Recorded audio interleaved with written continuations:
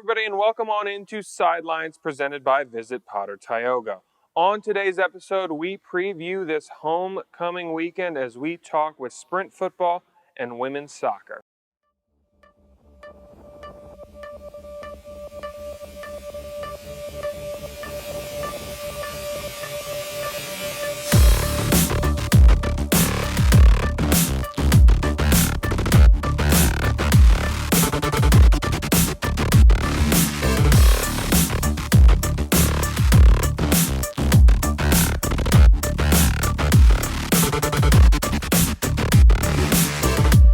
Hello everybody and welcome back to Sidelines. Joining me at the desk is the world traveler himself, Assaf Lowengart of the men's baseball team.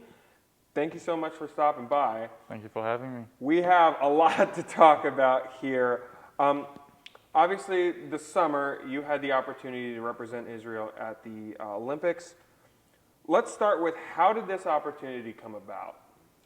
So I've been playing for the Israel national team since I'm about 12. So I've been in the program, and I mean, as every other national team, once you're in the program, you just keep going in and in and in. So I grew up in the program, and then obviously we got some help from the U.S. Some Jewish Americans that got passports and played for us, and I was fortunate enough to be one of the few guys that flew to the first tournament with those guys, had a good tournament, got invited for the next one, played good again, and then just kept going up with the team, and yeah, just played good and got better.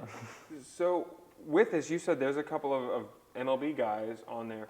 What kind of advice or thing, because obviously you don't want to like latch on, but knowing that they have that advice, did you try to take anything from those guys? Yeah, I mean, so first of all, they know who they are. So they know they have the knowledge, and obviously I don't have the knowledge they have. So they would come up to me and talk to me, and I mean, one of the best things that I'm gonna remember for the rest of my life probably is after one of my two at-bats in the Olympics, Ian Kinsler on the bus ride back just goes up to me and, hey, let's talk about your AB. And then for 40 minutes, we just talked about my AB, and the conversation evolved, but like he came up to me and wanted to help me out, and so him doing that, I appreciate that a lot. And that's the kind of guys we had. They just wanted to help everybody out. It was a team effort, not an individual thing. Like in the MLB, where everybody wants their money, and the team effort is less of a thing, unfortunately. In this situation, everybody knows what they're there for and what's the goal as a team, not an individual. So it was awesome. I mean, they just kept giving me advice, and I took it. So obviously the Olympics this year, a little different because of concerns of the pandemic. But what were some of the experiences that you had there that really to take and be like, wow, I'm really here? One of the things was just, being in the common area playing ping pong, and then, you see Luka Doncic walk by and he's sitting there with you. And I mean, it's not like obviously he's good at basketball, better than me, but we're both in the Olympics. Like, we're both athletes in the highest stage in the world. And I mean, there's just mutual respect among everybody in the village, so it was pretty cool. You see all the Spain teams, so Pau Gasol, Ricky Rubio, like all those guys, and just walk by, they're eating their food, and you're just, doing your thing. So it's pretty cool. Got like a 2-minute conversation with Marc Gasol, just like, hey, like, when are you guys starting to compete? Good luck, like, that stuff, which is pretty cool, like being on that level with those guys. And then probably walking into the stadium, you see, obviously there wasn't any fans, but the volunteers over there, they just stand in line when you walk into the stadium. And then even lose, win, no matter what, when you walk out, they're clapping for you because they respect you as an athlete. So it's pretty cool seeing how you all respect it as an athlete. Day-to-day life, nobody knows what you do. But over there, everybody knows what you're doing. Yeah, hey, to be able to call yourself an Olympian, it's in rare company, obviously. So the game's there, and the at-bats you did have. Look, I was listening to the game against the U.S., because it was on here. we were able to see it. Kenny Albert, who was the broadcaster at the time, said your coach told him that you could be the best hitter to ever come out of Israel. What does that mean to you? Obviously, I mean, it's fun getting compliments like that. I mean, I've been working hard and I've been setting myself goals, and I think I've been hitting every one of them to get to my ultimate goal. So, yeah, I'm just keeping my head down, keep working hard, and I mean, the results are coming, so it's awesome to see hard work pays off. So, again, with that, what were those experiences like, those at-bats for you to be able to have those at-bats at the Olympics? So, in the moment, I try not to think about what's going on. With no fans, it was pretty easy, you know, it's just quiet, so you can just focus on what's going on and not like 40,000 fans yelling. So, at the end of the day, yeah, the Olympics at Mansfield, back in Israel, the guy's 60 feet, 6 inches away, and the ball's round, and the bat's gonna, you know. Yeah. So you just stand in there and do what you want to do, and you just stick with your plan. And obviously, I didn't get a hit or anything, but I got to walk, got to fly out. So I had fun. So Hey, well, you had a chance to continue to work with Team Israel and come home with some hardware at the European Championships. What was that experience like then, coming off the Olympics? it was pretty sick because coming in, everybody wanted to beat us. We were the representative of Europe and Africa for the Olympics. So everybody wanted to beat us. Obviously, we didn't have the same guys we did in the Olympics. Danny Valencia, Ian Kinsler, John Moscott, all those guys didn't come, unfortunately. So we had like a chip on our shoulder, you know, prove ourselves. And everybody didn't really respect us again because we brought guys from the US to play with us. So they're like, oh, you don't have them, you're not going to be good. So I think a lot of teams overlooked us, again, like they did last time, made the same mistake twice. And we took advantage of it. You know, representing Israel is always amazing. But I was fortunate enough to actually like have a pretty big role this tournament, batted cleanup and all that. So yeah, it was one of my best tournaments, like hitting-wise and defensively, playing-wise in general. But the biggest thing for me was having my parents and my sister over there. So, I mean, after every game, I can see them, and if I hit a home run, I can, you know, point them in the stand. So it was a pretty cool experience, despite like whatever I did on the field, just being able to have that moment with my family. I mean, I have a picture on my phone now that I always look at it. After a game, my sister took a picture. It's my parents with their backs to the camera. I gave them my Olympic jersey, so it's 24 Lowengart on the back, and you see my face in between them. So, I mean, that was one of the coolest pictures I ever have, I think, for the rest of my life. Wow.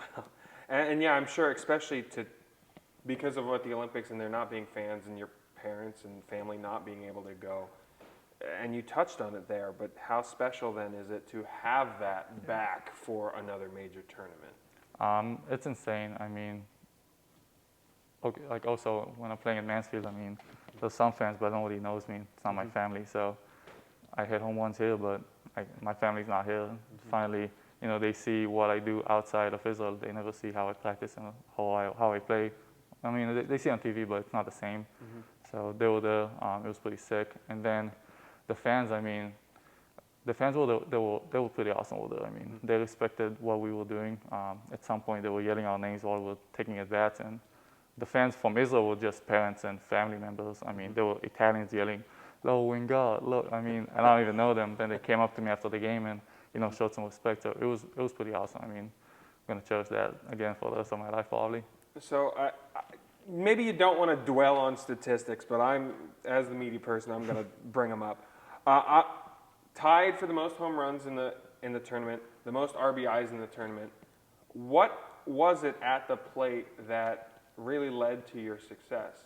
So first of all, after the first practice, Ty Kelly came up to me. He was a shortstop and he played in the big leagues and the Olympics as well. He played third base and talked to me about my swing and helped me out a little bit.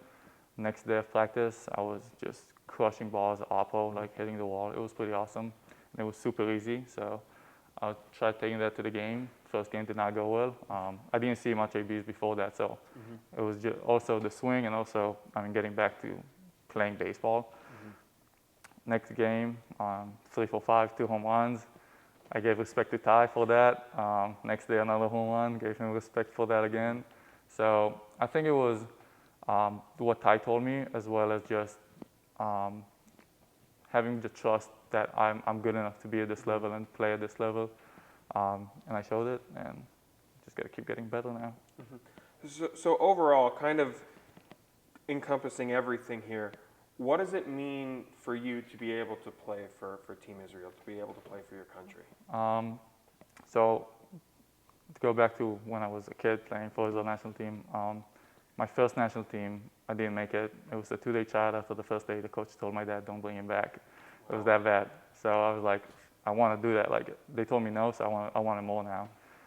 Second year, I moved to a different team, played more practices, better quality of coaching, and then made the national team. I was actually like the 16th player on the 15-man roster because on Saturday, some guys don't play for religious reasons. So I was the guy that played on that day. So that's how I started. And then, you know, sing the national anthem with Israel on your chest. I mean, there's nothing like it. And I just want to chase that feeling every day. So, I mean, that's what it means to me. Absolutely. So what can you take from these two things, and really from the time with Team Israel, that you can bring back here to Mansfield? I think, first of all, it's having some calmness on the field. A lot of times we get inside our head with the moment, like, okay, it's an 0-2 count, there's a guy on second base, I got to do my job now. But, you know, you got to calm down. If you get inside your head, you're not going to do a job. You're going to get tight. You know, it's not going to be the same swing. So getting guys calmer and when they go out to the plate, when they pitch, when they on defense. So that's for starters. And then trying to get some more confidence in our team. We have a really good team this year. And, I mean, Coach Shalot trusts us. He's putting hard work into this team. And just got to believe in ourselves that we can do it. And, I mean, the sky's the limit. Well, Assaf, thank you so much for taking the time. Again, congratulations on the silver medal as the team there at the Euros, and just being an Olympian. I don't know what else to say other than congratulations for that. Thank you. So Sidelines continues after this. Do not go anywhere.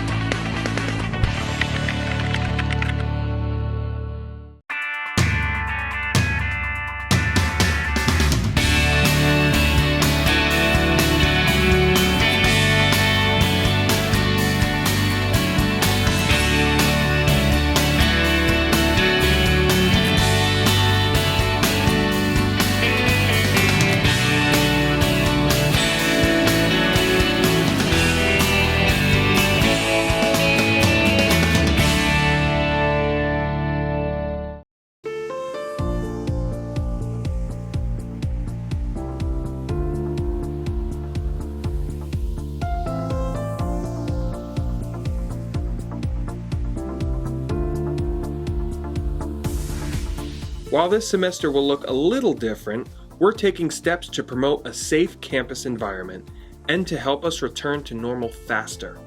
You'll notice students and employees wearing face masks that cover their nose and mouth in order to keep you safe. We ask that you do the same to protect your fellow Mounties. Face masks are required inside all campus buildings and should be worn when visiting locations outside of campus as well. Mounties, we're all in this together.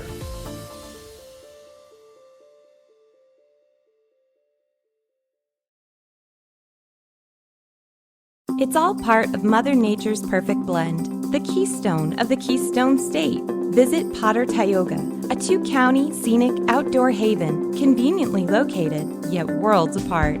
A place where you can kick back, unwind, and forget about the pressures of life.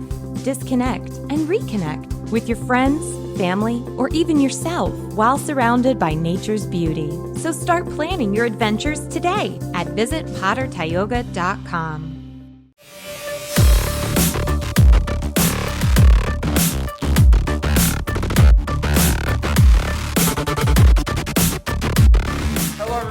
welcome back into Sidelines. Let's talk some cross country now, as joining me at the desk are two freshman members of the men's cross country team, Seth Neal and David Wootten. Thank you so much for taking the time. Yeah, no problem. Yeah, no problem.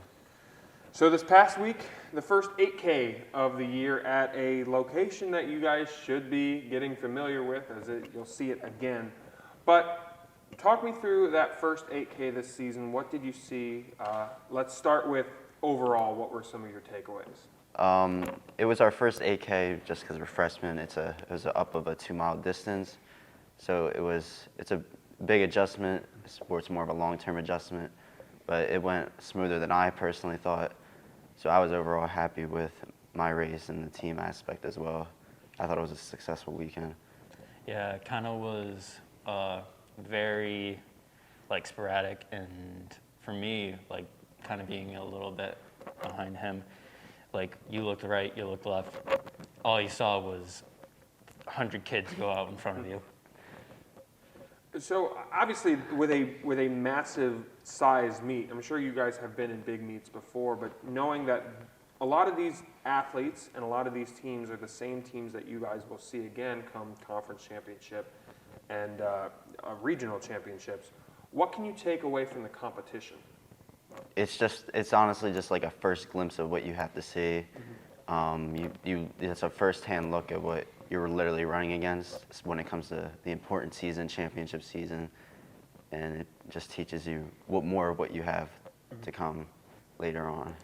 And I think it kind of helps you find your guys. Pretty much Lockhaven had a guy who was kind of in front of me, so when it comes to racing against them again, I'm gonna try to shoot for him, shoot and just go and find him and just keep going and find my next guy.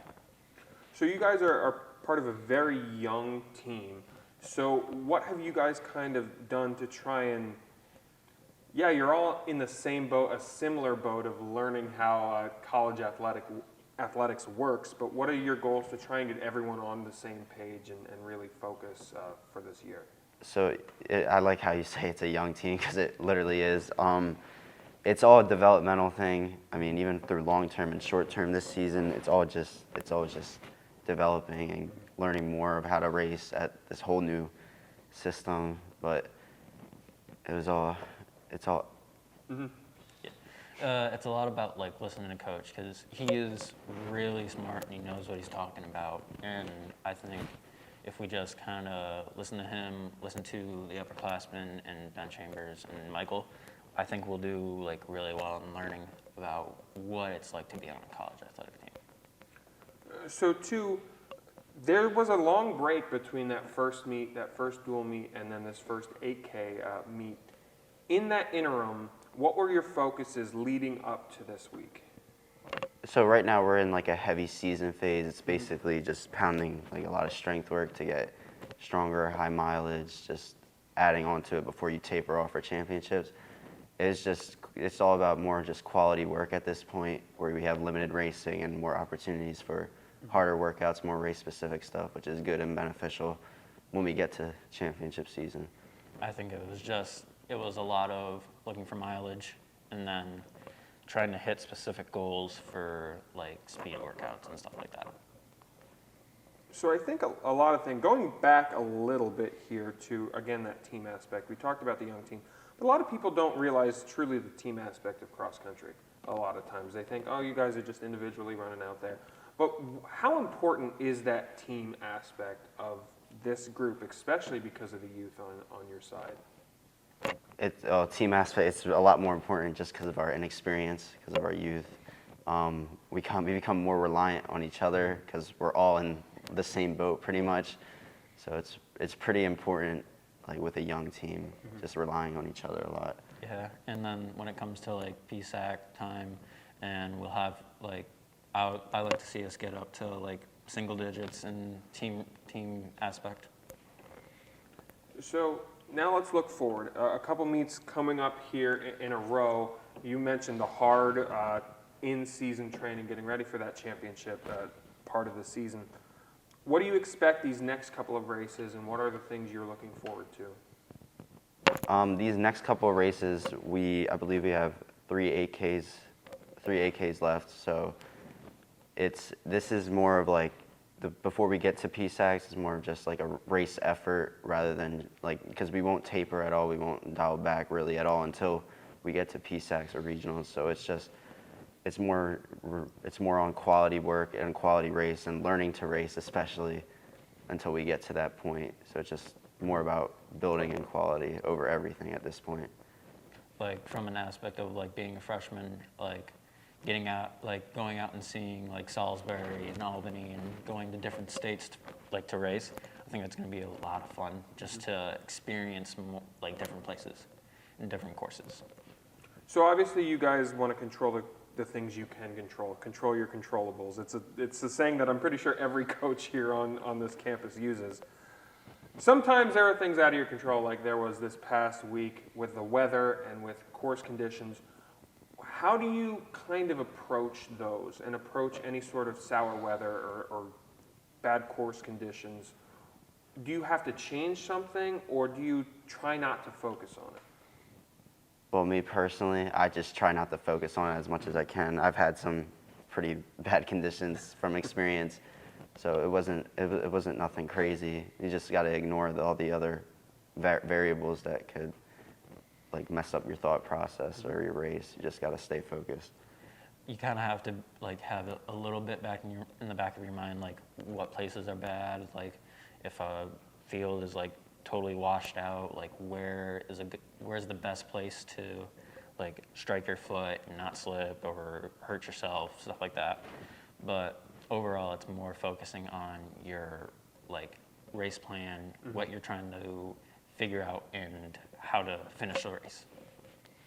So looking forward at the rest of the season, what are your goals moving forward, getting ready for that championship season? Obviously, we don't want to skip past these couple of meets coming up, but overall, in your freshman season, what are your overall goals? For me personally, I would like, at regionals, I would like to be 34s for the 10K, because we race a 10K at regionals. And that's really the main goal. That's really all I focused on, because the 8K, I feel like it comes down to regionals as like that's the last dance, that's the big scenario. Yeah. And my goal is kind of just catch up to David and be right with him, and then going into indoor season, just work on speed and work our way in. Well, thank you both so much for taking the time and stopping by. Yeah, no Yeah, problem. no problem, of course. And Sidelines continues after this. Do not go anywhere.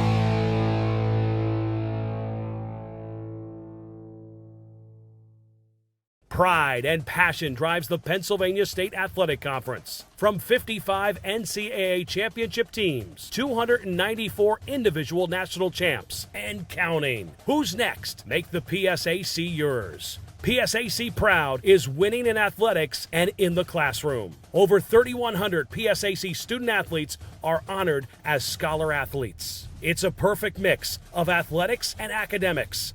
It's time to make the PSAC yours.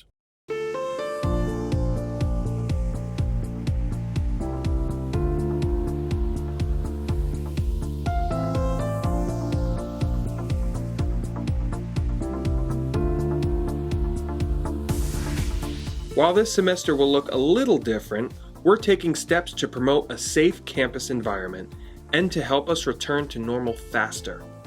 Please help us promote a safe campus by washing your hands with soap and warm water for at least 20 seconds.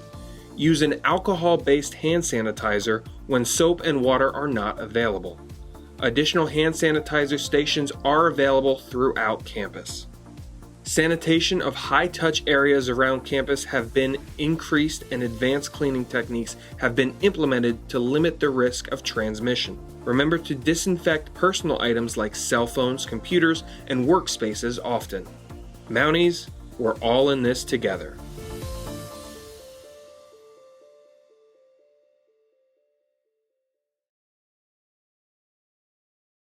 It's all part of Mother Nature's perfect blend, the keystone of the Keystone State. Visit Potter-Tioga, a 2-county scenic outdoor haven conveniently located, yet worlds apart. A place where you can kick back, unwind, and forget about the pressures of life. Disconnect and reconnect with your friends, family, or even yourself while surrounded by nature's beauty. So start planning your adventures today at visitpottertioga.com.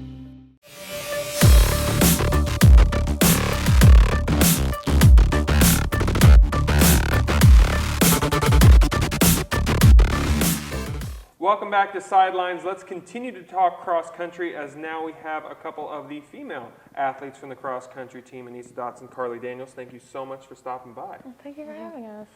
So this past week, Lock Haven, the first 8K of the season, a good place of memories for you guys to run, as that was where last season's championship cross country race was held. What were some of your takeaways from that first 8K of the season? Well, we ran 6K. The men run the 8K, but that's 6K, okay. yes, 6K of the season. I think the biggest for me was that our team is actually in a lot better of a position than I think we had originally thought, actually. So it was really exciting to see everyone do really well. Yeah, it was. And for me and most of our team, it was like our first longer cross-country race. So it was really exciting to see how well we all handled it and had also multiple PRs in the 5K inside of our 6K.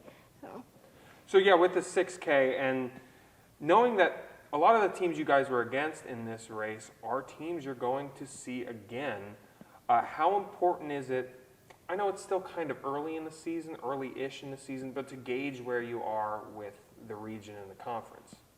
I think it was a really good look into where we're going to be at PSACs. Considering that this was our first race of the season, we have a lot of time to build some fitness up yet and really, I think, be a contender actually against a lot of the teams that maybe we didn't compete too well against in the past.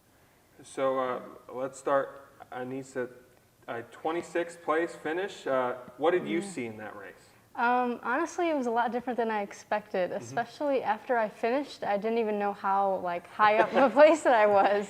So it was actually really exciting to see, for a big race, how well our team handled it for one as a group. And I think that it's just really exciting. And then top 70 finish for you, 69th overall. What did you see in your race? I was focused on passing people the whole time, and that's what Coach told me to do in the beginning. He was like, it's a big field, so it's a great opportunity to work on, focus on passing people every mile or whatever, and that was pretty much what I focused on. I wasn't even thinking about time or place or anything. I was like, I'm gonna get out there and do what I can. And I mean, we talked about the competition too, but you guys also had a couple of Division I's in that race with you as well. So, knowing that you guys will be back at this course for regionals, is that something you think about or something you try to take away? Granted, it's also the last race you had cross country last year, but is there some takeaway for that? Do you try to get more of a feel for it, or how do you approach that aspect knowing you'll be back? I think it's good that we know the course already. That helps a lot to know what to expect if we're going back there. Yeah, I mean, when we first got there, we didn't really know. We didn't walk the course or anything like that. We usually just go with it, roll with it. And so there was a part of it, that there was, a lot of mud and a lot of falling and, stuff like that. So, knowing that in advance so that, next time we come into it, okay, so, run to this side of it so that we're not falling and, getting more mud on our spikes and things like that. So that's a good point, too. Obviously, you focus on the things you can control, but there's always that chance of weather being absolutely insane or some sort of outside circumstance affecting you. How do you guys approach that? You kind of just have to be adaptable in cross country. That's what I always think. You never know. It might say that it's going to be sunny and then it'll be raining. So it's just always being able to work on your feet, I think, is the best quality to have. Yeah, I think a lot of it is also like mentally, just even though like after we were talking with coach and he was saying, okay, well this part is like really muddy and like this part, like you just want to make sure that you're staying like attentive to like your mental health and things like that with being in the back and there's like no one, like no crowd, and it's just all of a sudden it's silent and all you can hear is how hard you're breathing and everything like that. You just have to be very mentally tough. That's an underrated aspect, I think, of cross country. A lot of people don't see. They obviously see the physical aspect, but the truly mental aspect of the race. Yeah. What is your approach to being able to handle that aspect that's really underrated? I always just tell myself that I'm only as strong as I let myself be. So if I'm mentally there 100%, my body's just gonna follow. I always just tell myself that I know that I put the work in physically, just keep thinking about it mentally, thinking about everything that I've done leading up to this point, and psyching myself out would just not go over well. So there was a bit of a break between that last meet and this meet, and you're heading into a stretch of a couple meets here coming pretty close together. How does the training then change for that, knowing that you have meets really at the end of these weeks? Well, it kind of shifts our workout days, so our harder days start to move into the beginning of the week, whereas when we had more time, you could spread it out or have two like harder intensity workouts. So definitely the training, starts to peak and then it comes down towards the end of the week, just so we're not worn out by the weekend. So then it's kind of like shuffling between a speed workout or a tempo, and I don't really even know how coach decides what we do, but I think he still likes us to stay in our range. Like even after we raced on Saturday, we did a 10-miler the next day in the morning. So, I mean, he still expects us to keep going and staying strong. So. Yeah, so looking forward, as championship season is coming up, you still got a couple meets. I don't need to look ahead of those meets, but what are you guys expecting? What are your expectations throughout the rest of the season? Just keep chipping away at that time and bringing it down even more, even a couple seconds at a time. Every second counts. So that's my personal goal. Yeah, my goal is just stay aggressive. I mean, that's what I did last race. I was a little nervous about like the beginning because I went out very, very hard. But like coach was telling me that I just need to tell myself that I can handle it. And at every race, just tell myself that if I really want to be at the top of the PSAC, that's just where I need to stay. And tell myself that I deserve to be there. So. Hey, so I mean, I was going to say, I mention the jump thing pretty much every time I speak to you. I'm pretty sure I do. But hey, if you both can get that jump again, yeah, that'll be pretty good. Well, thank you guys so much for taking the time and stopping by. Oh, thank you for having us again. And Sidelines continues after this. Do not go anywhere.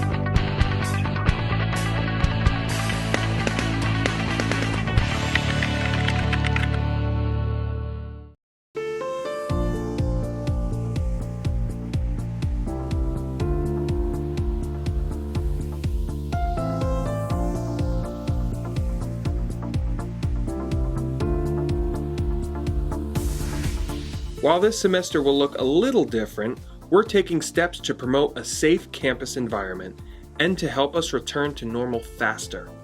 You'll notice students and employees wearing face masks that cover their nose and mouth in order to keep you safe. We ask that you do the same to protect your fellow Mounties. Face masks are required inside all campus buildings and should be worn when visiting locations outside of campus as well. Mounties, we're all in this together.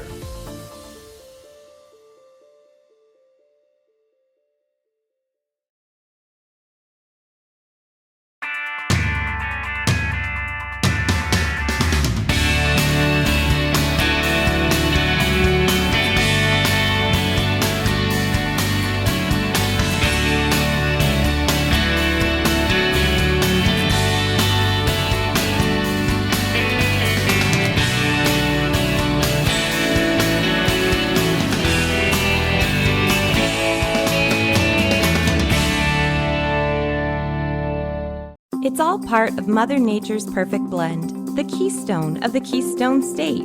Visit Potter-Tioga, a 2-county scenic outdoor haven conveniently located, yet worlds apart. A place where you can kick back, unwind, and forget about the pressures of life. Disconnect and reconnect with your friends, family, or even yourself while surrounded by nature's beauty. So start planning your adventures today at visitpottertioga.com.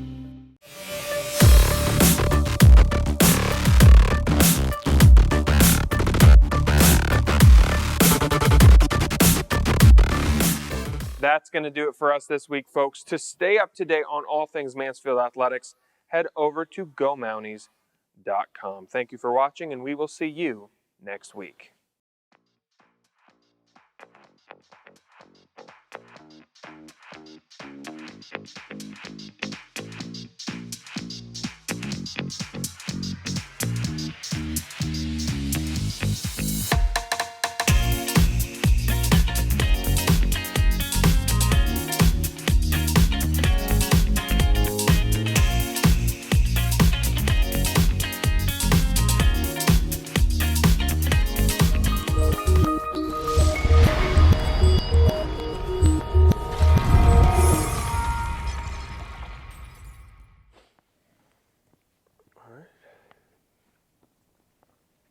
And on this camera.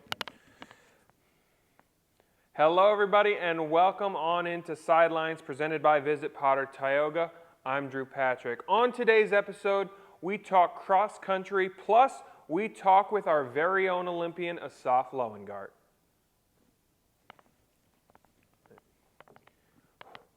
And that's going to do it for us, folks. To stay up to date on all things Mansfield athletics, head over to GoMounties.com. Thank you so much for watching, and we will see you next week.